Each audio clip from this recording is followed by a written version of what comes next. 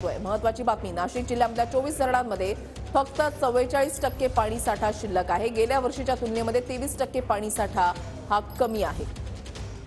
चंदन पूजाधिकारी आमचे प्रतिनिधी या संदर्भातली अधिक माहिती देतील। चंदन,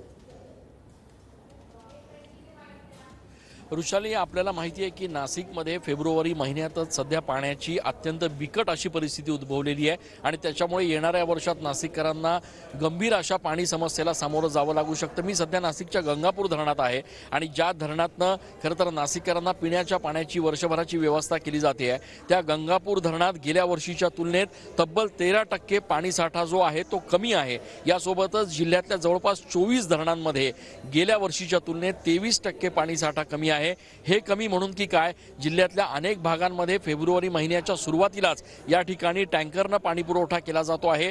नांदगाव असेल, मनमाड असेल, मालेगाव असेल या भागांमध्ये आत्तापासूनच भीषण परिस्थिती पाण्याची उद्भवलेली आहे आणि या सगळ्या पार्श्वभूमीवर जवळपास नाशिकमध्ये अत्यंत मोठ्या प्रमाणात पाऊस होण्यासाठी ऑगस्टचा महिना उजाडावा लागतो। धरणं भरण्यासाठी ऑगस्टचा महिना उजाडतो आणि त्याच्यामुळे पुढचे जवळपास 5 ते 6 महिने हे अत्यंत काटेकोर नियोजन प्रशासनाला करावं लागणार आहे, जेणेकरून 6 महिन्यामध्ये नाशिककरांना पाणी पुरवठा व्यवस्थित होईल आणि त्यासोबतच पुढच्या काळाचं देखील नियोजन होईल। आज जिल्हाधिकाऱ्यांनी त्या संदर्भातल्या सूचना अधिकाऱ्यांना दिलेल्या आहेत आणि नाशिककरांना देखील अत्यंत कळकळीचं असं विनंती आणि आवाहन केलेलं आहे की त्यांनी पाणी जपून वापरावं, कारण येणारा काळ हा नाशिककरांसाठी अत्यंत कसोटीचा असणार आहे। ऋषाली, नक्कीच धन्यवाद चंदन दिलेल्या सविस्तर माहितीसाठी।